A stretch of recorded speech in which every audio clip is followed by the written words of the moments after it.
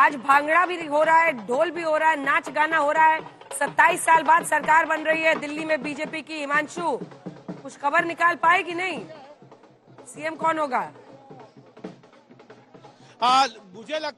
मुझे लगता है अंजना कि जिस तरीके से पिछले 8 दिनों में नाम चल रहे हैं, कई नाम ऊपर आते हैं, कई बार नीचे आते हैं। आज जो सबसे ऊपर नाम मुझे दिख रहा है वो वैश्य समाज से है, चाहे वो रेखा गुप्ता हो या फिर विजेंद्र गुप्ता।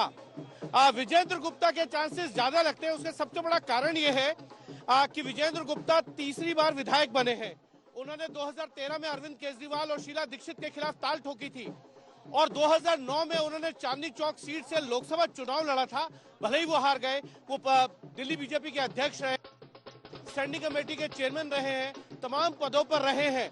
विजेंद्र गुप्ता के पास संगठन और प्रशासनिक दोनों अनुभव है। तो मुझे लगता है कि अगर वैसे 38,000 के मार्जिन से वो जीते थे, 38,000 के मार्जिन से जीते थे हिमांशु वो विजेंद्र गुप्ता। और देखिए लगातार जब बीजेपी रथ नहीं रोक पा रही थी आपका, तब भी वो अपनी सीट बचा ले जा रहे थे। तो ऐसे में रहे हैं, लेकिन उनके नेतृत्व में पार्टी सत्ता में नहीं आ पाई। देखिए, उनके नेतृत्व में पार्टी सत्ता में नहीं आ पाई क्योंकि उनके नेतृत्व में विधानसभा चुनाव नहीं हुए। विधानसभा चुनाव की जगह उनके नेतृत्व में जो है वो निगम के चुनाव हुए और भारतीय जनता पार्टी ने 2012 में दूसरी बार जीत दर्ज की थी, लगातार 2007 में दर्ज की। नहीं होगा और हम सब एक टीम के रूप में दिल्ली का संकल्प पूरा करेंगे। क्या एक महिला मुख्यमंत्री की बात है? एक मिनट भैया, एक सेकेंड। महिला मुख्यमंत्री होनी चाहिए दिल्ली में भी। हमारी पार्टी का निर्णय सर्वश्रेष्ठ होता है। मैंने कहा जो निर्णय होगा हम सब कंधे से कंधा मिलाकर पूरी टीम दिल्ली का संकल्प पूरा करेंगे। महिला भी हो सकती है, पुरुष भी हो सकता है। आप विधायक, आपको कोई खबर है कि कौन हो सकता है या हो सकती है?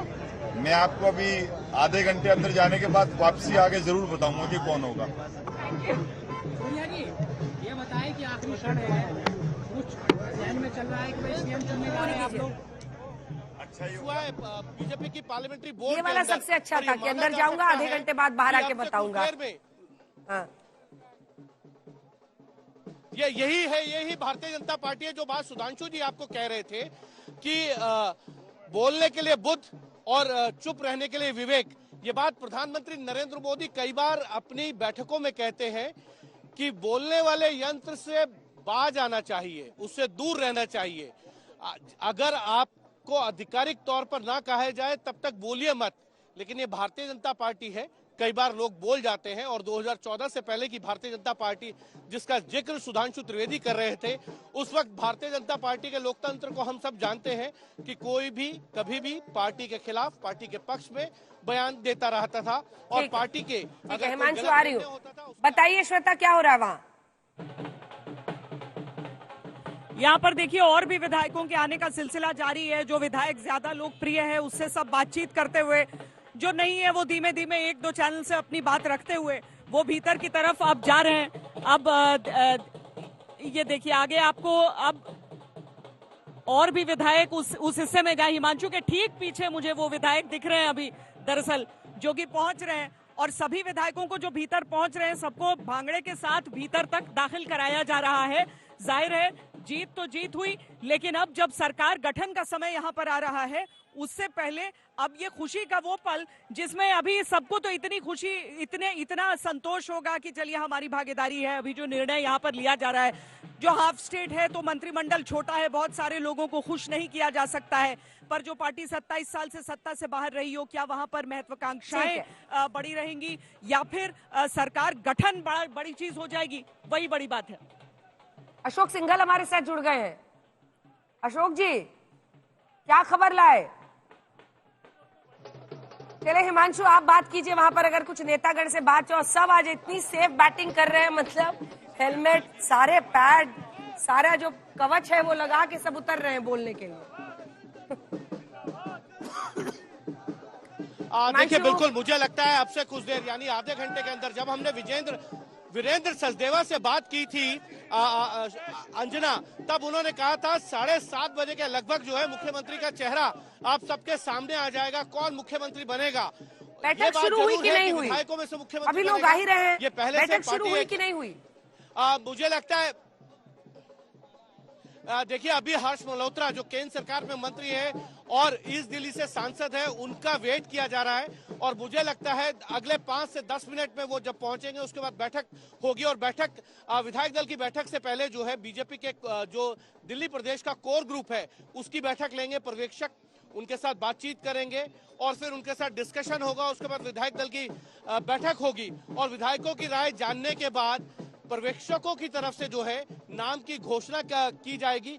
ये भी हो सकता है कि पर्यवेक्षक किसी बड़े सीनियर नेता से या प्रदेश अध्यक्ष से जो दिल्ली का अगला मुख्यमंत्री बनने जा रहा है उसके नाम की घोषणा कराएं। लेकिन इतना जरूर है कि आज भारतीय जनता पार्टी के लिए एक ऐसा लम्हा है जो 27 साल बाद लौटा है।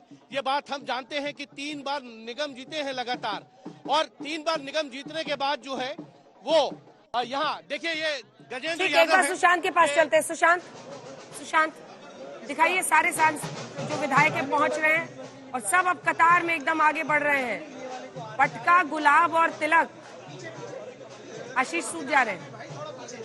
बताइए सुशांत। दिल्ली मीडिया प्रभारी भी आपको वहां पर दिखाई दे रहे हैं। सबने बहुत मेहनत की है। कैलाश गहलोत सुनिए क्या कह रहे हैं। और दिल्ली में जो विकास इतने समय से नहीं हो रहा था वो दिल्ली वासियों को मैं उसकी बधाई देना चाहता हूं कि ऑलरेडी जो घोषणाएं की थी उस पे ऑलरेडी काम चालू हो चुका है। सर आप भी होंगे कैबिनेट में होंगे वो आप प्लीज थोड़ा वेट कीजिए उसके लिए। नामों को लेकर क्या कहेंगे? महिला मुख्यमंत्री भी हो सकते सर, आप पहले भी कैबिनेट में थे सर, इस बार भी कैबिनेट में कुछ आप जाने दीजिए प्लीज। जाने दो भाई, जाने दो। गुलशन जी जाने दो।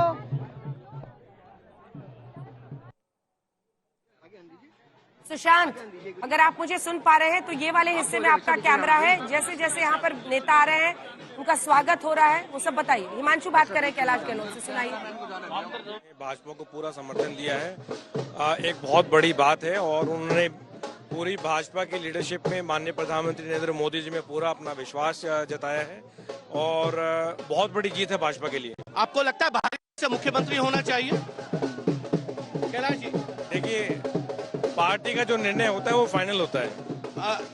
पार्टी का निर्णय फाइनल होगा, लेकिन लॉटरी किसकी निकलेगी कुछ तो आपको जानकारी होगी। आई थिंक कुछ समय की बात है, कुछ समय की बात है। क्या उम्मीद है आप भाई साहब? देखिए बिल्कुल ये कैलाश गहलोत है जिनका ये कहना है पार्टी अंतिम निर्णय लेगी।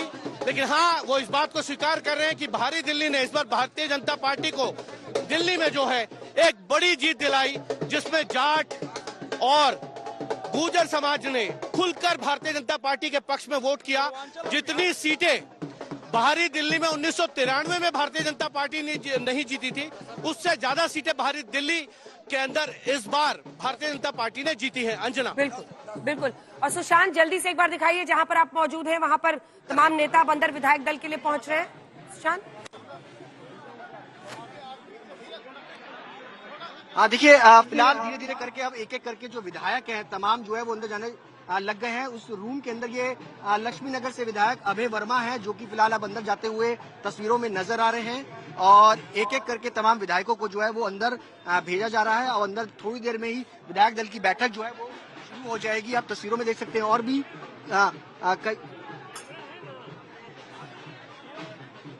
बोलिए सुशांत, आप लाइव हैं।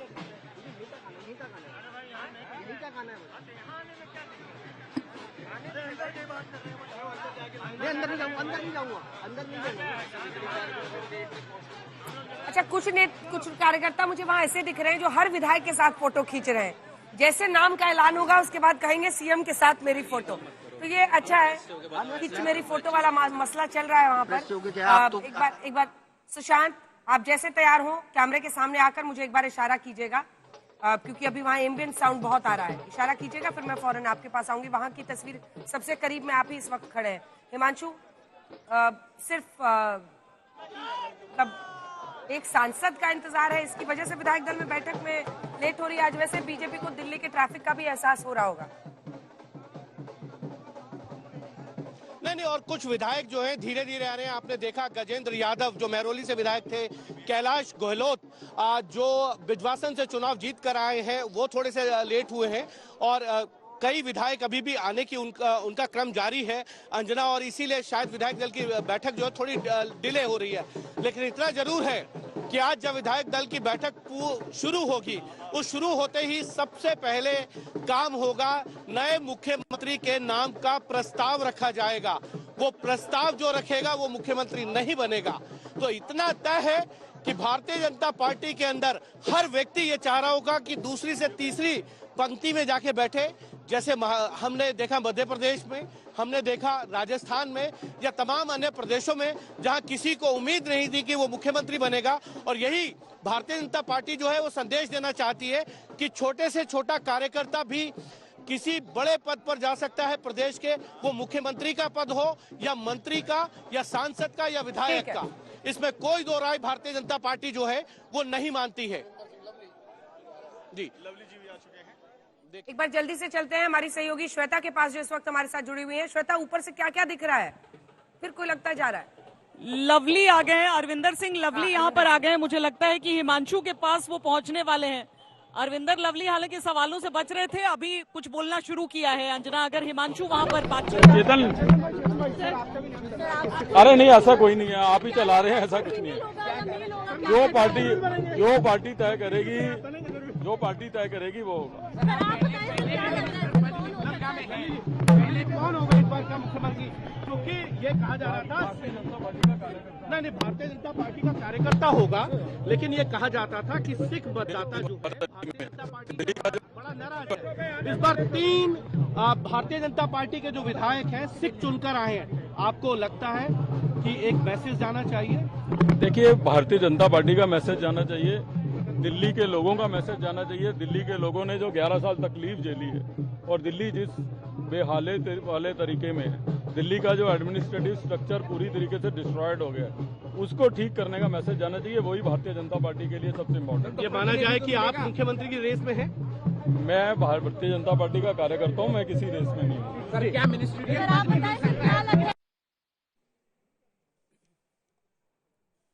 अरविंदर सिंह लवली 4 सिख विधायक बीजेपी के बने हैं। उनमें से एक कांग्रेस पार्टी के नेता रहे, बीजेपी में आए, फिर कांग्रेस में गए, फिर वापस आए। हिमांशु, सबकी आस होगी कि सीएम नहीं तो मंत्री पद ही मिल जाए। अब तो ज्यादा देर नहीं है, मुझे लगता है कि ज्यादातर विधायक पहुंच गए होंगे। वैसे ही मीटिंग आधे घंटे लेट चल रही है। देखिए, बिल्कुल मुझे लगता है कि हर आदमी ये चाहता है, हर विधायक ये चाहता है भारतीय जनता पार्टी का कि वो मुख्यमंत्री नहीं तो मंत्री बन जाए, लेकिन अपनी जो बात है वो अपने दिल में ही रखना चाहता है। उसको लगता है कि अगर बाहर बोल दी तो नंबर ना कट जाए। और ऐसा हमने कई बार देखा है कि भारतीय जनता पार्टी के जिन नेताओं का नाम मंत्री बनने की सूची में या मुख्यमंत्री बनने की सूची में चलता है, उनके नाम अक्सर कट जाया करते हैं। इसीलिए आप देखेंगे कोई भी विधायक ये नहीं कह रहा है कि वो मुख्यमंत्री बनने की रेस में है या वो मंत्री बनना चाहता है। लेकिन इतना जरूर है, हर नेता ये जरूर चाहता है कि जो उसकी ख्वाहिश है वो पहले विधायक बने, फिर सांसद, फिर केंद्र सरकार में मंत्री। अगर उसको लगता है राज्य सरकार में उनकी सरकार है तो वहां पे मंत्री या मुख्यमंत्री बने। ये हर नेता की चाहत होती है, लेकिन ये भारतीय जनता पार्टी है, यहाँ अपने दिल की बात आज हम लोग शाम से इस पर चर्चा कर रहे थे कि जो ऑब्जर्वर चुने जाते हैं, क्या उसके जरिए भी एक संदेश होता है? रविशंकर प्रसाद जी का चुना जाना और ओपी धनखड़ का, इस पर आपसे बात नहीं हुई थी, इसमें कुछ संदेश है क्या? छोटा सा रिएक्शन।